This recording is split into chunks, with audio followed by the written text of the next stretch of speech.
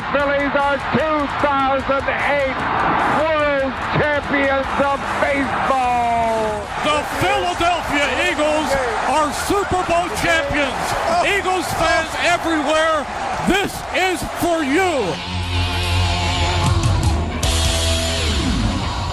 Now entering the game for Philly Pressbox Radio, Bill Furman and Jim Chet Chesko. It's Wednesday, January 28th, 2026. Welcome to the Philly Pressbox Radio Roundtable, brought to you by the Irish Rover Station House in Langhorne, PA, Cavs, Philly Tailgates, and the STT Sports Network. I'm Bill Furman. I'll be your host tonight, along with my partner, Jim Chet Chesko. Chet, the Flyers have hit a wall. Let's start out with that. The Sixers are still slightly better than 500 team. They're not playing that great. The Phillies seem to be developing more holes each day. And the Eagles still haven't signed an offensive coordinator, and the Super Bowl is set. Oh, yes. There's a word floating around, Chet, that there might be a random Chet tonight that we should be excited about. That's what I heard. We have plenty to talk about in Philly sports. I wish it was more, on a positive note, the stuff we were talking about. But, hey, it is what it is. It's kind of a sad situation when the most upbeat thing that you mentioned in the open is my Random Chet segment. Right? I am confident, though, that you and the majority of our viewers, especially old geezers like us, will enjoy watching this one. So be sure to stick around for that one in the second half of the show, folks. Well, there's a rumor that it's a good one, so yeah, don't disappoint, pal. That's all I can say. And speaking on a positive note, we have the Eagles Hall of Fame legendary coach Dick Vermeil making his annual visit to Philly Pressbox Radio. Yeah, it is the coach's fifth straight late January, early February visit to our show. It has become something of a tradition. We do it every year between the conference championship games and the Super Bowl. It is his sixth visit overall, and it's always a pleasure to get his take on things. And this one will be extra interesting because we're coming up on the 50th anniversary of his hiring as Eagles head coach. That officially happened in early February 1976. You know what, though? Speaking of Hall of Fame coaches, Bill Belichick, not going to be a Hall of Fame coach, at least not this year. I was going to mention that to you a little bit later down the road. What do you make of that? Yeah, we'll talk about that. Save that for later. All right. It's hard to believe, Harry. And it's hard to believe that Vermeil was 50 years ago, too. That's for darn sure. Yep. Well, hey, I hate to start this thing off so negative, but how does an NBA team fall behind 50 points in the third quarter, especially to a team that only won 18 games? How does that bum team of yours, your 10-9-8 76ers, do that? I had the misfortune of watching that game, which they moved to Monday afternoon, and there's no excuse. Let me say that, but there were these factors at work. Paul George and Joel Embiid were both getting a day of rest, a little management, because there was a Tuesday night game. So a day and a half later, a national TV game that I guess both guys were going to play in against the Bucks in Philly. We'll talk about that later. They moved the start time of the game up by 4 or 5 hours to 3 in the afternoon. Maybe their alarms just didn't really go off, mentally at least. And you had Tyrese Maxey having maybe the worst game of his, not only this all-star season of his, but maybe of the last 3 years for him. He shot poorly, scored just 6 points. Again, no excuses, but all those things were a part of the outcome where they were down by 50 points late in the third quarter. Made it, well, not even respectable. They lost by 37. Well, I mean, okay, I'll take all that into consideration, but compete. You have to compete, right? You can't lose by 50. So you're pros, they're pros. They're not even a good team. You're supposed to be a better team. You're playing your backups. Even if you lost by 20, how do you get behind 50 points? That's like darn near impossible. Yeah, Maxey's heavy minutes may be catching up with him. He's playing 39 minutes a game on average, and even though he's young, he's only 25 still. He's been really inconsistent now over the last week and a half, 2 weeks or so, pretty much right since he was named an all-star starter. I'm not saying that it should be the case, but sometimes it does wear on you, So. Well, here's my take, and I'm glad you brought this up because I'm going somewhere that you're probably not going to like. Okay, So this Embiid guy all of a sudden has decided he wants to play. So now he's playing most nights, right? He is. He's scoring 30 points a game, whatever, and doing what he does. And now their offense is starting to revolve around him. And what's happening? Maxey is sliding, and the team is losing. They've lost 4 of their last 10. I don't know if they've lost 6 of their last 10. They've won 4 of their last 10. I don't know if there's a correlation there or not. But, hey, let's talk about what happened last night. They played. He played well. Paul George dusted off the cobwebs. Paul George hit 9 3-pointers, scored 32 points. He looked like he was, 10 years younger. It was the best performance, I think, by the big three since they've been a big three, over the last couple of years. Last year, just throw that one out because they stunk the whole year, Embiid and George. But they're starting to get some good games, occasionally at least, out of George. Embiid has played a whole lot better. Offensively, certainly. He is not the guy he used to be on defense. He was never a terrific rebounder. But it was great to see Paul George, who has been playing well defensively the whole season, and now he's occasionally having these little offensive games. Maxey was a little bit better. Another positive out of the Tuesday night win in Milwaukee, and I love to see them beat Doc Rivers, by the way. Another positive was Jared McCain, who got in some garbage time on Monday and shot well. He played some legitimate real minutes in the Tuesday night win over Milwaukee and looked good. He shot the ball a lot better. So, if they can get McCain back into the rotation and, a threat to score some points, that's a big plus also. So enough about the Embiid blasting. I know you like doing that. No, I think what we have is you fall in line with the apologists in Philadelphia who want to just defend this guy. And I'm holding my ground. They ain't winning with him. It ain't happening. They'll not win a championship. That hasn't changed. And we'll see how it goes. But if the offense revolves back to him, they're in trouble. I don't think that's going to be the case. I think they have to mix it up. And I think Nick Nurse is a smart enough guy to know that he can't rely on Embiid as being the focal point anymore. At least I hope that's the case. But, here's another interesting side thing. Now with the Embiid playing so well offensively, there's a lot of talk among, some radio people, some fans. This is the time to trade Joel Embiid. Other teams are going to see the value in him, and he can help them down the stretch. Sixers aren't going to get to the finals this season, probably never with Embiid. I know you feel that way. So maybe you can trade him now and get something good in return. I don't know. Well, I'm not necessarily saying trade him. I'm just saying you can't build the offense around him. He needs to be a piece of the offense, not the piece of the offense. That's where I'm going with that. I think Joe Howe is making. I think that's he's a scoring machine. Comment. A little sarcasm from Joe. They need more money and more rest. Yeah, he's a scoring machine. There's no doubt. But you can't build things around him because we've seen year and year it slows down the offense and it keeps them from being as good as they can be. Get out of here, Malloy. All right, get out of here, Embiid too. Chet. Speaking of getting out of here, Harrison Bader, he's out of here. Signed with the Giants. All indications are he wanted to stay. He wanted to come back to the Phillies. Didn't work out. And that leaves another hole to fill in that outfield that is looking a bit like Swiss cheese right now. Yeah, it is. It would have been nice to have him back. I don't think they really seriously considered bringing him back, even though, the contract he got with the Giants is, from what I understand, pretty similar to what the Phillies would have been willing to pay. So I don't know why it didn't work out. Maybe, as some people say, they got the best 2 or 3 months out of Bader that we were ever going to see from him. He was pretty average before in his 247 career hitter now. So, maybe it's for the best in the long run. Yeah. I'm not thinking, I'm not devastated over this, but he's not, in my mind, he's not the guy that's going to win the World Series for you or lose the World Series for you. He could have been a solid substitute piece maybe, but I'm not devastated over it. But with that said, you got to have somebody to fill that spot. And right now, I don't know who that would be. Yeah, we've talked about this over the last couple of weeks. The outfield now, as it stands, with Marsh, a rookie, Justin Crawford, and the new guy, Garcia.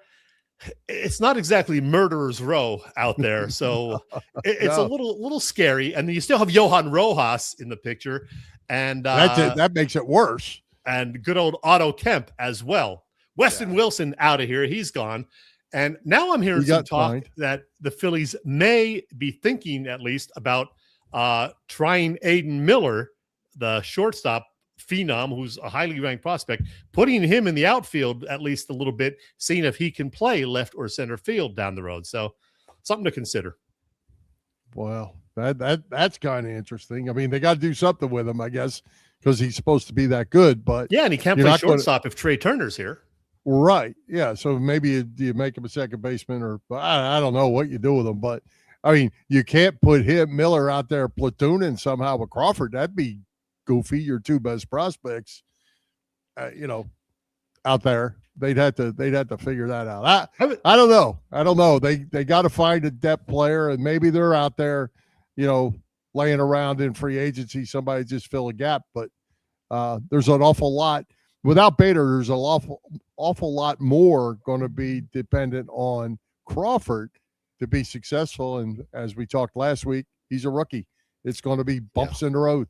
I can't wait to see how this plays out. It's going to be interesting for sure. But you know what? Opening day, the real opening day, less than 2 months away now, Bill. March 26th, I will be there, Phillies and whoever the hell they're playing. March 26th, a home opener and season opener this year. Yeah, it hasn't been home opener for quite a while, has it? Yeah, it's been a while. Usually they open on the road because it is kind of chilly in late March, but they don't care anymore. The weather always sucks for the home opener, no matter whether it's, the second or third series of the year, the first series. It's always kind of cold and damp, but I'll be there. And I believe we're 2 weeks from 2 weeks from spring training. Yeah, about that. Yeah, you would think 2 weeks. 2 weeks today. Yeah, it's real close. That's for sure. And February 11th is 2 weeks from today. So, and if they're coming down, they better bring their long johns because it's mighty chilly down here. That's for sure. Pitchers don't need to be out throwing it right now. That's for sure. Yeah, that is true. I hope it warms up. I don't like cold weather. I have shoveled snow literally about 12 times since Sunday. I did it like 4 times on Sunday, another couple of times, or 5 times on Tuesday, actually. And then twice today I went out, and I have a crappy snowblower that's in the garage, never wants to start. So I don't even try using that anymore. And I got one of these little Snow Joe blow guys that is really just for like tiny, small snowfalls. So I've done most of it by hand, and this old body ain't what it used to be, Bill.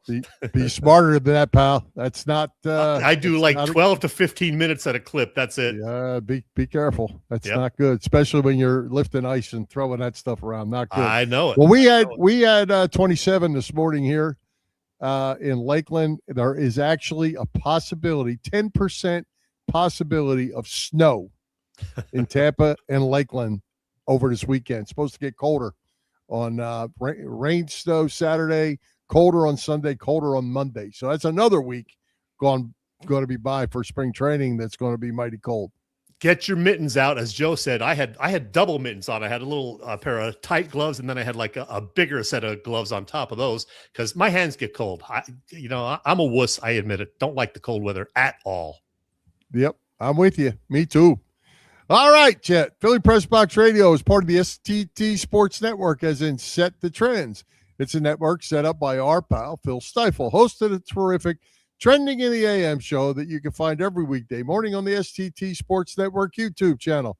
Check out Phil. Be sure to subscribe to the channel. Phil's show is on there, and so is ours. Yep, you can find Philly Pressbox Radio there in addition to on our own YouTube channel and our Facebook page. Again, it's the STT Sports Network, setting the trends for what sports talk should be. Mm-hmm. Hey, Chet, while we're on STT and setting the trends, Phil told us what he thought about the whole Sixers Flyers thing last week, not getting too high, too low. Well, right. Phil got all excited this morning about, I saw a tweet from him about Joel, and I had to respond to Phil, calm down, man. You're taking the bait. This guy's going to let you down. So Phil had a lot going on his show this morning. And for those that haven't ever listened to it, check it out. Phil does a great job. Yeah, 8 o'clock pretty much every weekday. He does a great job, as you said. I'm taking the approach regarding what you were just talking about to what Brandon Lee Gouton said a few weeks back. Anything we get from the Sixers this year, I'm going to take as a bonus. they can win 8 in a row right here. I'm not going to go out and buy playoff tickets or get my hopes up because something bad is going to happen in terms of injuries or whatever down the road. So just enjoy the wins while you get them. There you go. Hey, Chet, tell us what's going on over at the Irish Rover Station House on these cold January days. You're talking about this place, the Irish Rover Station House in Langhorne, Pennsylvania. Terrific food plus 24 beers on tap. Killer Burger Thursdays with Thursday night, also bringing $9 wings and $5 giant Stella pours. They have happy hour specials, music most weekends, and a $5 Sunday Fun Day menu. Oh, coming up on February 10th, another one of those fabulous paint and sip events. That's always a big hit. They usually sell out, so reserve a spot ahead of time.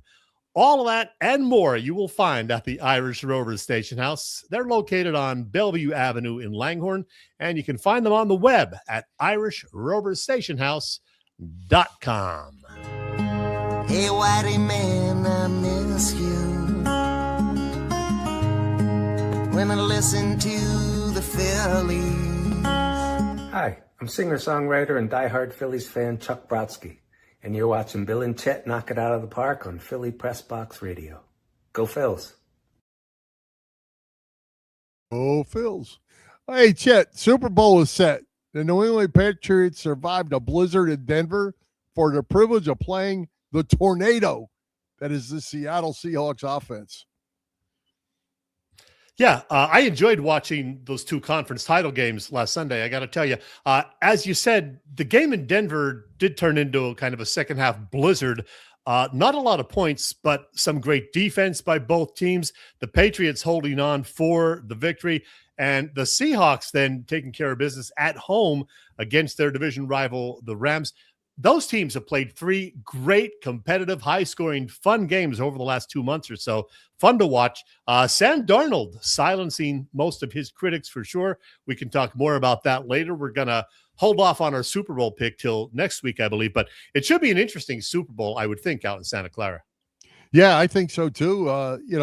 Denver, the line right now, I think, is 4.5, Seattle. But New England, it's hard to tell where they stood exactly because of the weather conditions there. If Denver kicks that field goal in the first half, takes a 10-0 lead, Sean Payton got a little confused about the weather forecast, and it probably cost him a football game. Yeah. Hey, yeah, how about some useless information for you? Okay. Do you know who Sam Darnold's grandfather is? I do not. Sam Darnold's grandfather was a tremendous athlete at USC. He was also an Olympian along the way. And this is the truth. I'm not making this up. Okay. His name is Dick Hammer. Okay.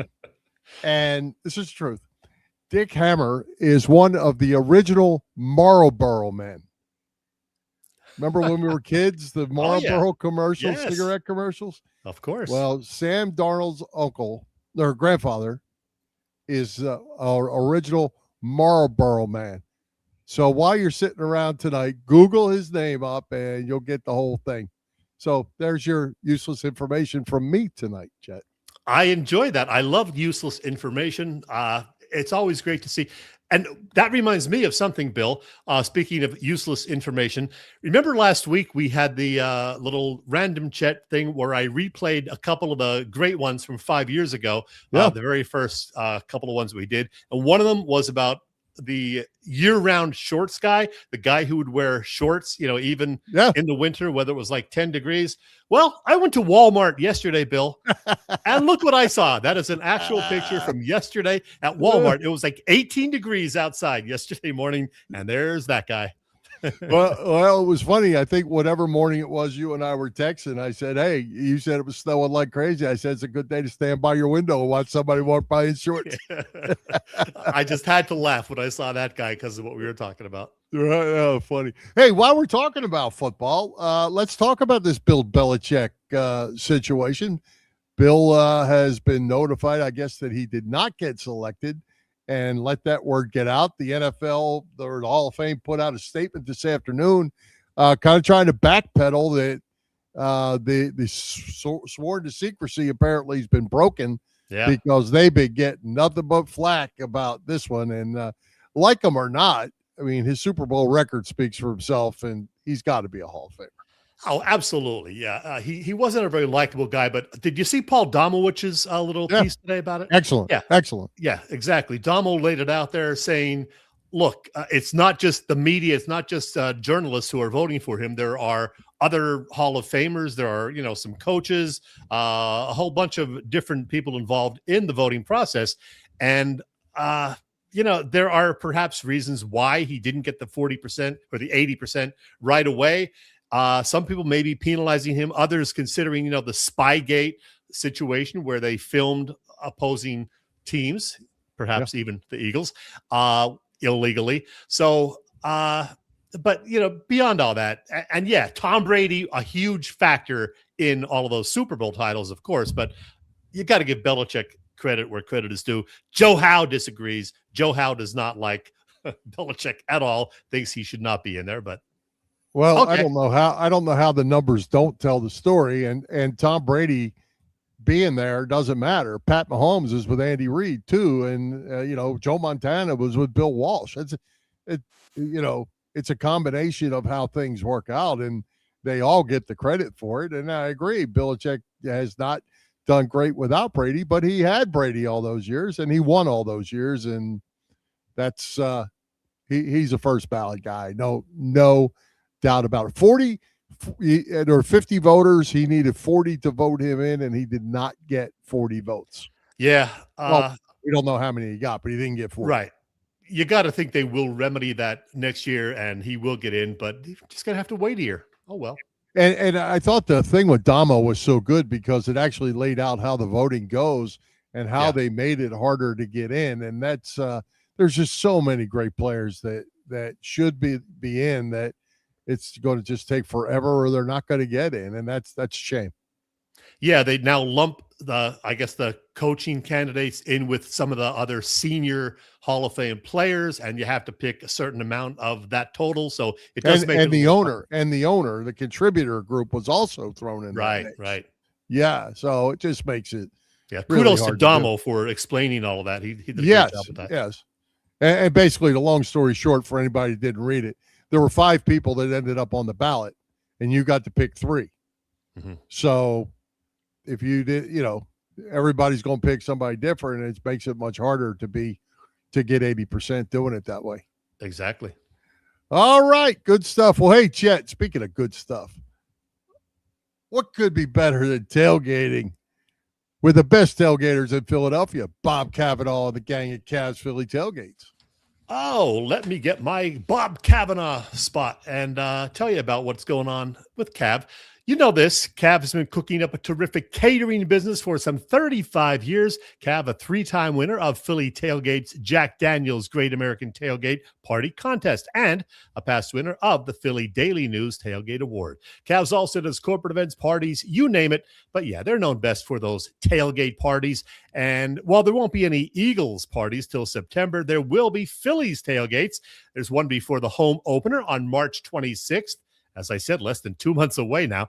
And another one before a Phil's Guardians game in May. Also, how about this? A tailgate before one of the 2 Morgan Wallen concerts that'll take place at the Link, this particular tailgate on August 1st. Get details on those and other events at Cavs website, phillytailgates.com. And if you have any questions, you can email them at cavscatering@verizon.net. Cavs Philly Tailgates is the way to go. Hey, Ted, I will go throw this up from Joe. He was never a winner without Brady. Joe must not be remembering that Belichick won two Super Bowls as a defensive coordinator with the Giants as well. 12 trips to the Super Bowl, 8 wins.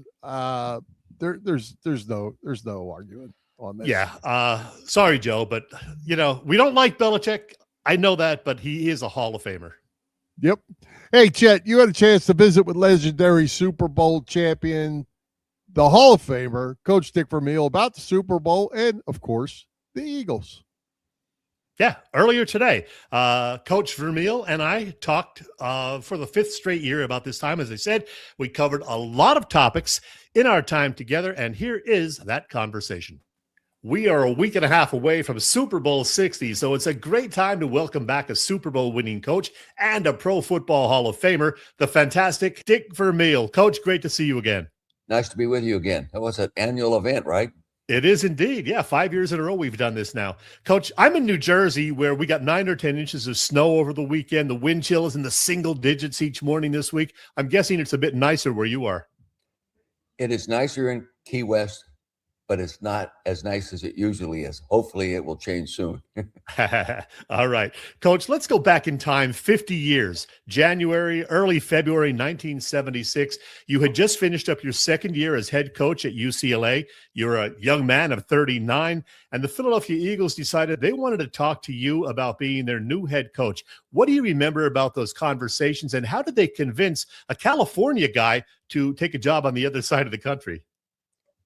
Well, I remember sitting at my desk 2 days after the Rose Bowl and receiving this phone call from the Philadelphia Eagles and talking with them. They wanted to know if I would be interested in being their head coach.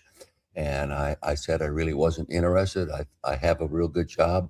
I don't want to leave UCLA, and I think we can build a national champion here. Of course, I was a little overconfident having just won the Rose Bowl, but that was my statement to them. And they said, well, we're staying over at the Beverly Hills. We have a suite there, the Beverly Hilton Hotel. And if you change your mind, give us a call. So that evening, I called George Allen, who I'd worked for, and he said, Coach, you should go over there because no one calls you and offers you an opportunity to be interviewed for a head coaching job in the NFL. So I hung up. I called Chuck Knox, who I was working for, and he before I went to UCLA, and he said, Coach, you got to go visit with him. So the next day, I talked to my coaching staff about this opportunity. And that time we had 10 assistants, and all 10 of them said, Coach, you got to go talk to this guy.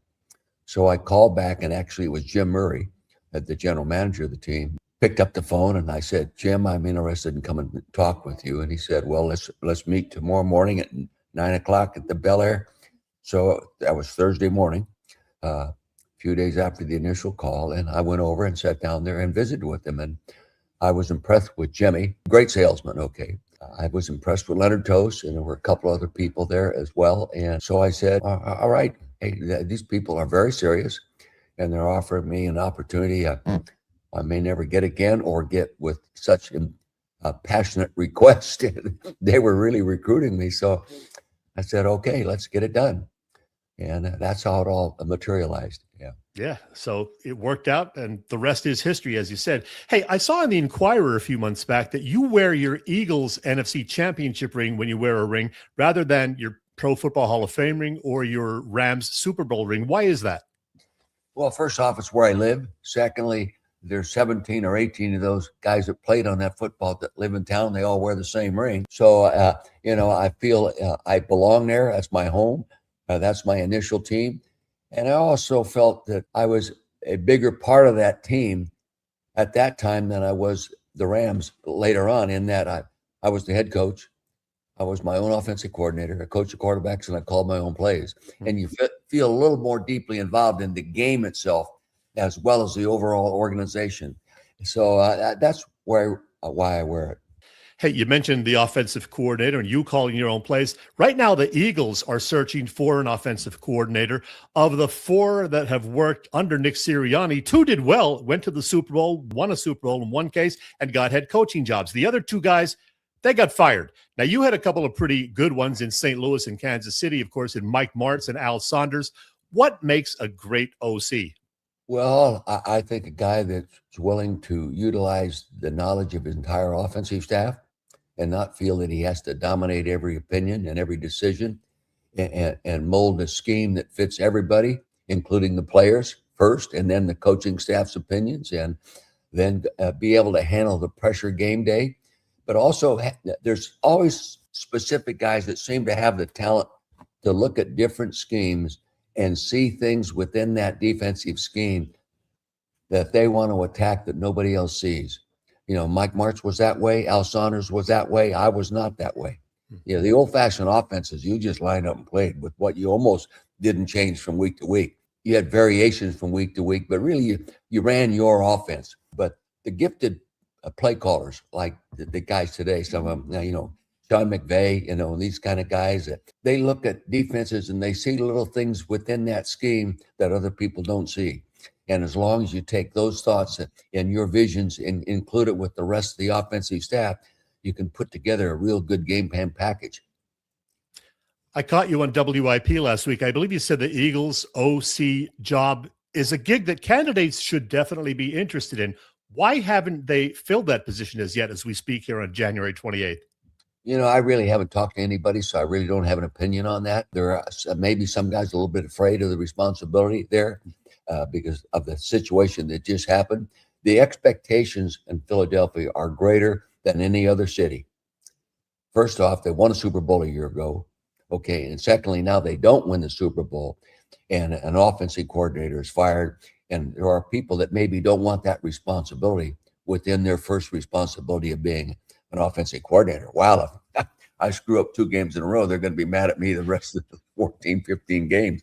It's intense in Philadelphia, as you know.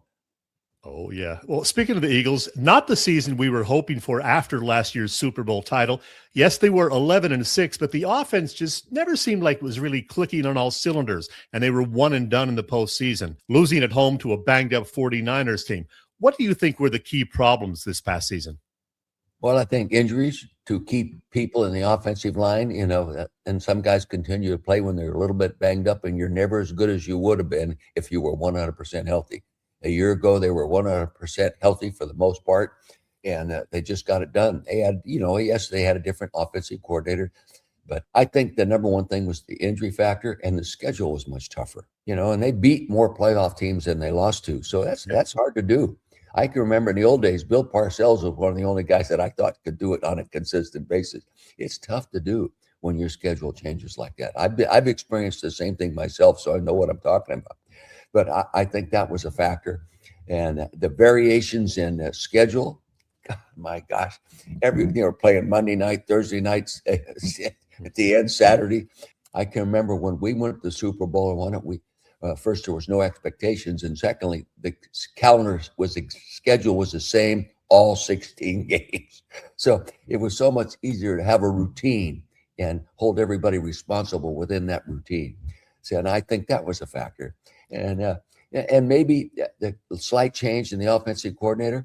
I say this to myself. I know that the rest of the offensive coaches did not forget what they did last year. So they had to be making suggestions and adding the thoughts that were so successful a year ago to the new offensive coordinator. But it just didn't work. And, of course, somebody has to take the blame. And, of course, they're always after the quarterback, and gosh, he had 6 or 7 games where he had a quarterback efficiency rating over 100. So, Jalen Hurts is a target. It's the easiest position to target when you're not as successful as you thought you were going to be. Well, one of Jalen's targets is A.J. Brown. There was the A.J. Brown drama, of course. Can they bring him back and make that situation work out? I think Nick can. Nick has proved that he can work with controversial personalities. He hasn't had many, and that's Howie Roseman does an unbelievable job bringing the right kind of personnel in there that fits. And AJ, he's different. But, when you read the comments that players say about him, they really like him. So he may display an attitude that's contradictory that you would like him to display. But within the locker room, the players like him. Now, I'm not too sure the coaches are excited about him right now because as verbal as he is. But I think Nick can handle it and Howie could handle it, because if they can't, they wouldn't bring him back. And I kind of believe they'll bring him back. Okay. Coach, February 8th in Santa Clara, not far from where you went to college. It is Super Bowl 60, the New England Patriots and second-year quarterback Drake May battling Sam Darnold and the Seattle Seahawks. The Seahawks early 5-point favorites. How do you see this one playing out? I'm not as deeply aware of either team's strengths and weaknesses as I am the other teams that I follow more closely. But in watching Seattle play, I would give the edge to Seattle. I think they have more offense due to Darnold and the scheme and everything they do with the ball. They're more explosive, and they have proved that they can score against other playoff teams and score well and aggressive. I kind of would lead toward them, but I have great respect from Vrabel in that I broadcast a lot of his games when I was in broadcasting with Musburger at ABC. And I used to say to myself and watching him play, this guy would make a hell of a football coach, because you basically demonstrate what you are by what you do. And I never saw him take a slow snap on the football field.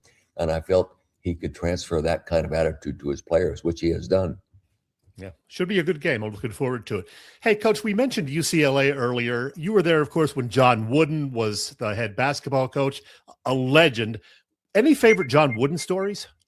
Well, yeah, he was a very positive influence on me because he was easy to talk to and so easy to understand. I've never met a man that could say more in fewer words than John Wooden. I can remember one incident I never forgot, and it helped me the rest of my career. I'm walking down the hall one day, and he comes up, he says, "Coach, what's wrong? You look real gloom and doom." And I said, "Well, we just lost 2 or 3 really great football players to USC in the signing date." He said, "Coach, don't worry about USC." He said, "They're always going to have better players than you. Just make sure you make every player you have the best he can be, and everything will take care of itself." And I never, ever forgot that. Wow, that is awesome. Coach, last thing, you got a website for your winery, vermeilwines.com. What are you drinking these days? Well, I'm a Cabernet guy, but there's very few wines, as long as they're not sweet, that I dislike. I'm not a wine snob. I'm not a wine connoisseur, and I don't make our own wines, but I've been involved all my life with the wine world. Right now, the wine world is not making the playoffs. It's down all through the United States, down dramatically in the Napa Valley in terms of the vineyards. The wineries aren't buying the grapes. People are leaving grapes on the vine. We're closing our tasting room as of January 31st. We are planning on doing it anyway. We'll maintain our business. We just won't have the tasting room. We have 450 so wine club members, 110, I think, in Philadelphia alone. So that's what we'll do. We'll make about 1,500 cases of wine a year, all high-end quality wine. All our 2003 Reds got 95 or 96 grades this year in terms of our Cabernets. So I'm pleased with what we do. I really am. But it's as tough to be successful in that business as it is to get to the Super Bowl. I'll tell you that. And those great wines can be shipped to Pennsylvania and New Jersey, which is great. Coach Vermeil, enjoy the Super Bowl, and thanks for doing this once again. Let's do it again next year. All right. I hope at 89. I'm not sure I'll be around, but I'm going to plan on it. Okay? Oh, you'll be around. Thanks, Coach. Take care. Always great having the coach. Oh, I love talking to him, man. Could you imagine him and John Wooden together? Man, I would love to hear some of those conversations. Man, you went right up my heart with the John Wooden story. Yeah.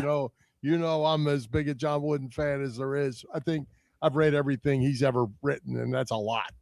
Absolutely. In preparing for my annual chat with Coach Vermeil, and I spotted this actually a couple of years ago, and then I saw it again yesterday. Never brought it up to him, but I saw this piece that during the initial job interview, Coach Vermeil, Dick, said, "Why would I come to Philadelphia?" Jim Murray's reply, "Coach, I'm going to tell you something. You come to Philadelphia and these 3 things will happen. Not only will you move to Philadelphia, you'll bring your family and you'll stay here the rest of your life. You'll never leave, and you'll become a household name no matter what else you do in your life." There you go. Bingo. That worked Nailed out it. just right, didn't it? Awesome. Hey, one other comment on the OC search, not to do with Coach Vermeil, but on the OC search. I think people are getting all indignant that this isn't happening and get very impatient about things. I'm looking at it this way. It's more important to get it right than to get it fast. Whatever. Yeah, I agree. Now, most of the head coaching vacancies have been filled, but there are a lot of candidates still out there for OC jobs and a lot of open OC jobs as these new coaches, try to build a staff. So a lot of competition, and you want to get the right guy. So you got to be careful. You don't want to wait too long, but you also don't want to rush and just take anybody. So, I don't know where they're going with this, but. Yeah, I don't either, because they've had a lot of candidates, and if they wanted Brian Dable, they'd have got him, right? And they waited so long. Now he's got another job. But that kind of guy who was just a head coach, they could have gotten those guys. But there's something that they're not, happy with, and make the right call, not the fast call. Jim Bob Cooter is going to be the guy, though. Write it down. And we're going to have so much fun saying that name over the next couple of years. Yeah, well, he doesn't sound like a Philly guy, but No. freaking Jim Bob does. But you know, Yeah, freaking Jim Bob Cooter. Hey, I think if you've got a random chat, now's probably the time to do that. You think so? Well, let me ring the bell. Just There you go. Because tradition. Bill, you know that I'm a big music guy, and I've been on a kick lately where I've been listening to lots of stuff, even more than usual, from my formative years, musically speaking. As we've discussed previously, that would be the 1970s. There was just so much terrific music back then, and I've done this the last few years, early in the year. I've taken a look back at some of my personal favorite albums from 50 years earlier. So, Bill, pay attention to this one, take some notes, and then we're going to discuss afterwards. So I got to take notes. You didn't tell me it was going to be a homework assignment. Oh, yeah. We got an assignment for you. So take some notes and sit back for the next 7 minutes and enjoy. All right. I've mentioned previously that my favorite decade of music was the 1970s. I mean, all of my teen years happened in that decade. And boy, the year 1976 was killer in terms of memorable songs and albums. Over the next several minutes, I'll talk about some of the very best albums released 50 years ago. But let me first tell you that among the top singles from 76, according to Billboard, were hits like Sarah Smile by Hall & Oates. They got along back then. Wild Cherries, Play That Funky Music. The Four Seasons, December 1963. Oh, what a night. Afternoon Delight. Who can forget that one-hit wonder?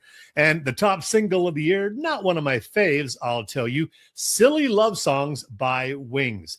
But let's talk about albums from that year. 1976 was the year that the USA celebrated its 200th birthday, and it was also a huge year for live albums.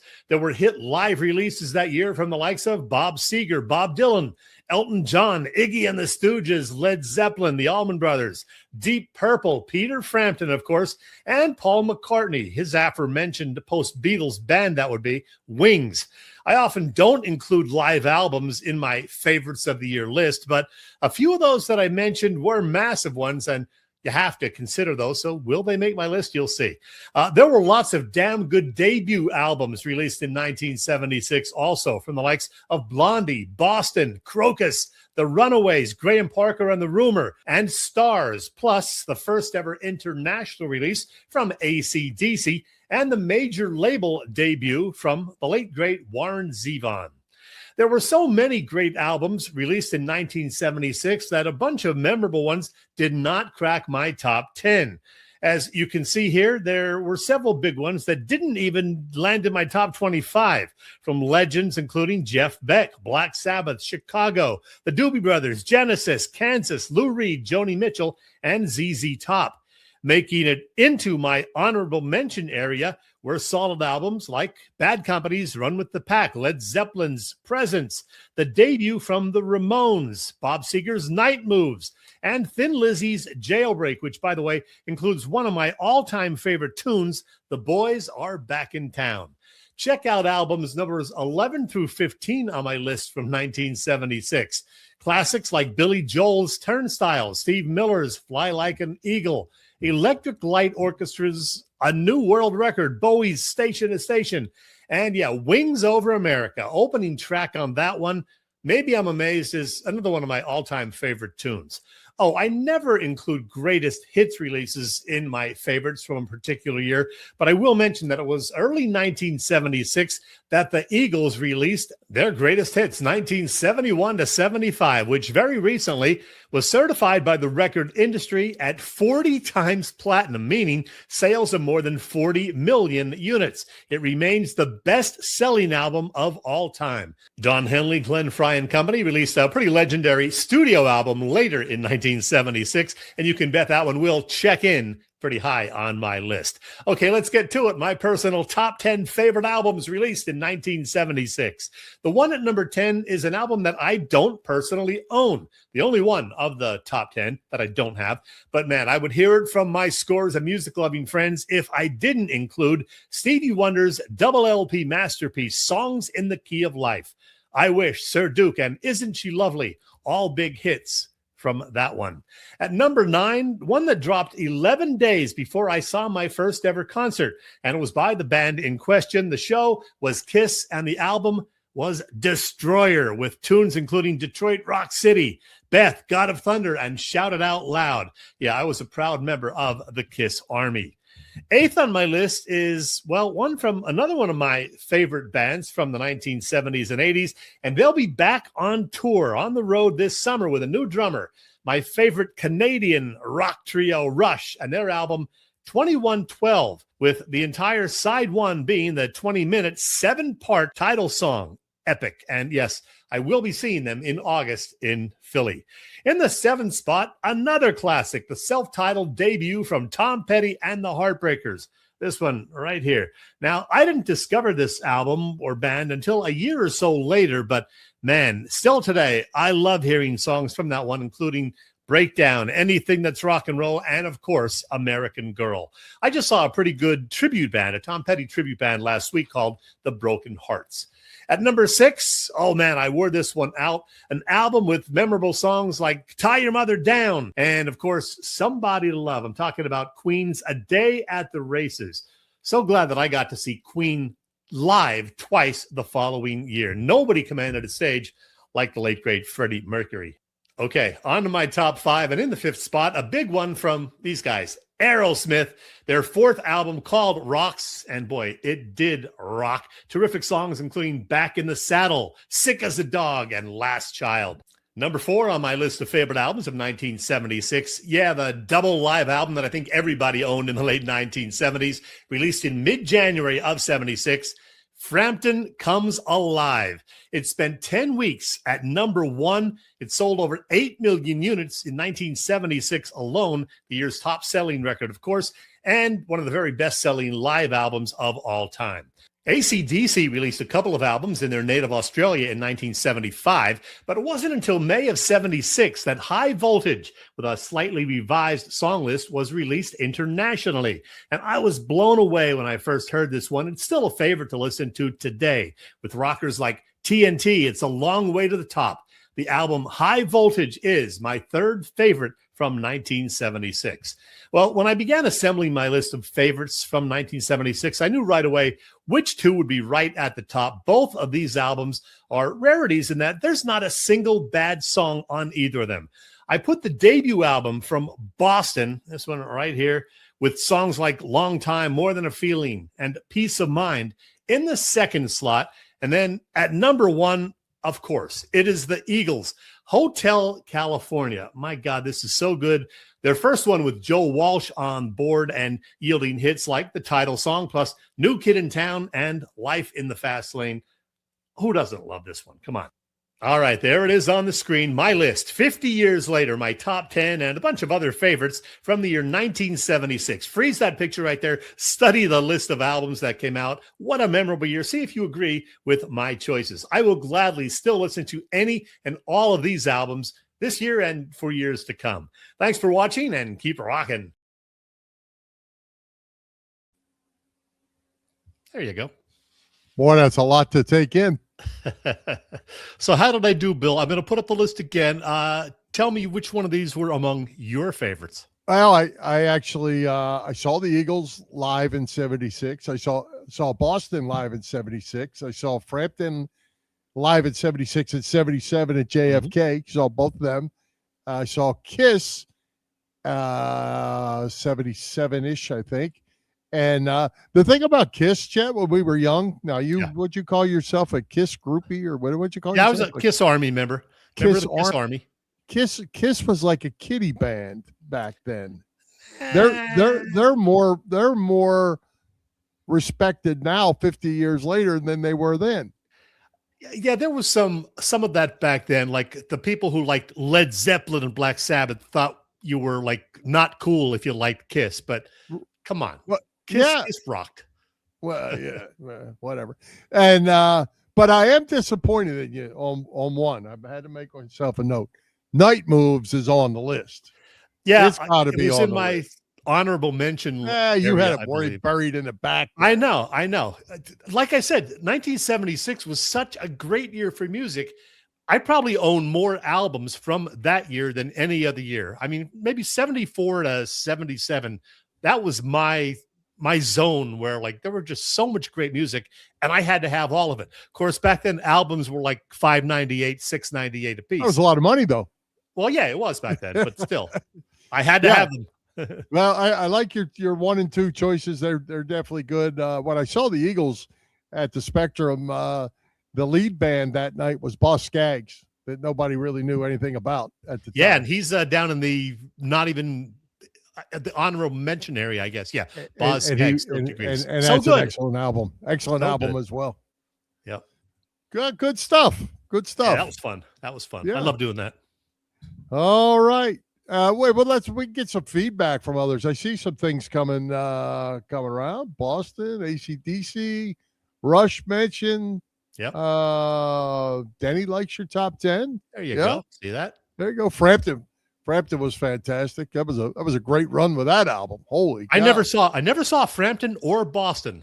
The only two of the top 9. Never saw Stevie Wonder either. So 3 out of the top 10 I never saw. He never saw you either. No. Good one. Let's bring. All right. We're down to the Super Bowl. Somebody wants to brag about their picks or something. I got some message bragging. How did we do in the championship weekend? I'm so glad you asked, Bill. Here's what happened. With me up by just 1 game on Boop going into championship weekend and him picking the 2 underdogs, there was the possibility that he could have surpassed me, but it didn't happen. The 2 underdogs both lost, so you and I had the same picks. We were both 2-0, Boop 0-2, so me now at 9-3 through the postseason so far with just the Super Bowl remaining. Well, I have clinched the postseason title, Bill, so I'm pretty excited about that. I look forward to the presentation of the trophy and the $10,000 prize that goes with it. Well, did you not get the message from Boop that the commissioner of the picks has decided that the Super Bowl is worth 5 points? I must have missed that one. Yeah, Boop was supposed to get that to you.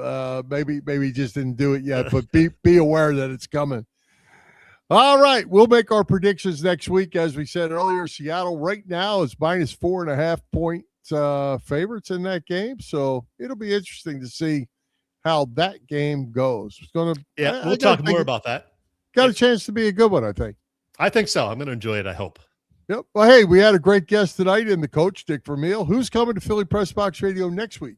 I don't know. I have one feeler out there for next week, but the guest in question did not yet get back to me today. So hopefully we'll figure that out tomorrow, and I'll let you know. But so far, don't know who's going to be here next week, but I have a guest for later in February. So I'll work on that tomorrow. How about we worry about that later in February? Yeah. All right. I'll be busy. Right. Hey, I'll be busy in the next few days. Hey, we got to talk about the Flyers a minute. They're reeling, and it's not good. They're playing bad hockey right now. I saw PJ flashed up there. They were already behind 1-0 tonight. They're not playing well, and I don't know how Rick Tockett's going to get this thing stopped. Best thing that could happen to them is the Olympic break. Well, the crazy thing is they got 5 out of the 6 points possible on that West Coast trip last week. They beat the best team in the league 7-3, Colorado Friday night. I actually watched a bunch of that third period. You thought, wow, this is going to get them all fired up again. Monday night, they come home, they get shut out by the Islanders. I mean, you can't let that happen. And played bad. They didn't play well. You know, you can't let that happen. You get beat, but they didn't play well, and then they got hammered. So I don't know. He said they weren't ready to play, and that's on him. But come on, you got to get these guys ready to play. Every game counts. You know how tight the standings are, so a point or two here or there could cost you that playoff spot. And we would love to have playoff action again at the center this spring because it's been way too long. Dan Vladar, the goaltender who's been out injured, he can't get back fast enough. And I think he's coming back later this week, if I'm not mistaken. Yeah, I think that's the plan. But, Zegras has cooled off. Offensively, they're struggling a bit. And as you mentioned, the goaltending hasn't been as good. Just overall, they're not playing well. And like I said, the Olympic break just can't happen fast enough for these guys to rejuice and get away from the game. And hopefully they're still, in the hunt. Like you say, every point matters. And when you're losing every night, you're dropping quick. Tied it up 1-1. There you go. 1-1 now. So go Flyers. Go Flyers. Absolutely. Well, hey, Chet, speaking of that, get your DVR ready. The Winter Olympics start next Friday, and I love the Olympics. I know you do. So, yeah, you'll be watching a lot of that. We are just over a week away. And also another thing, Netflix this Friday is dropping a documentary about the Miracle on Ice team. So that's going to be fun to watch because, 46 years later already, come on. Yep. And Michael Ruzioni has said that this movie is better than Miracle. Really? Huh. Yes. I would definitely check that out. So that's really on Netflix starting this Friday. Yeah, they're doing a lot of. There's a trailer running that's pretty good too. You check it out. So I didn't see the trailer, but I did see a bunch of the guys on the Today Show yesterday morning talking about it. So yeah, looks very cool. Bill, one other thing, the official schedule now is out for Penn State, and man, if you like cupcakes, they got them on here, Bill. They open with Marshall, Temple, and Buffalo. That Temple game in Philadelphia, by the way. And they don't have to play Indiana or Ohio State this year. So, man, this is ideal for the new coach, Matt Campbell, coming in. So, get these wins. Well, don't get misled. Okay, don't get misled by this anymore. How so? Because everybody's buying teams. So Purdue, let's say Purdue, for example, is always a dog. Well, if they spent $40 million on their roster, they might not be a dog this year. Right? And Penn State's roster is full of Iowa State kids. So there's no guarantee. Look at that list of transfers. Look at that. Yeah, I mean, it's you can't go. It's not the way it used to be even 5 years ago, where you could get down a schedule and say win, win, win, win, tough game, loss, win, win. It ain't like that anymore because anybody can buy a new team. All of a sudden, SMU is good. All of a sudden, Texas Tech is good because they found these rich guys that are dumping money into their programs, and it's going to be the end, unfortunately, for college athletics and college on football, paper. At least it looks like a pretty nice schedule to gather up some wins. It certainly does, and it's always good for the Philadelphia fans when Penn State comes down into Philly to play Temple. There's always a huge crowd, and it's always a fun game. But like I say, you can't just check off wins like you used to be able to. Bill, did you watch MASH, the TV series, back in the day? Yeah, I wouldn't say I was a crazy, like I can't miss every one, but I've watched a lot of it. Yeah. Same with me. I didn't watch it all the time. It's not one of my all-time favorites, although I do respect it for being, considered a great, great series. Alan Alda, 90 years old today. It's his birthday.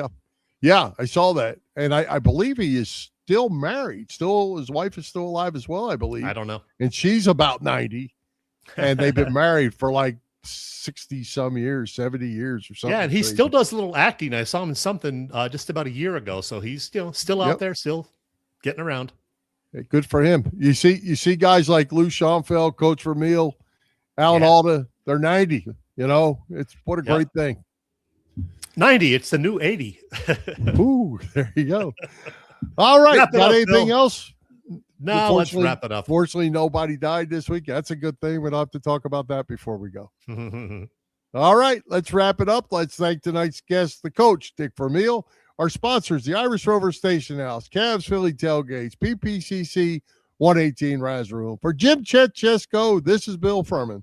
We hope you enjoyed the show. We'll join Philly Press Box Radio next Wednesday, February 4th at 7 p.m. You can see us live on Facebook, on our Philly Press Box YouTube channel, and on the STT Sports Network YouTube channel. Listen on Apple Podcasts, iHeartRadio, and all the others.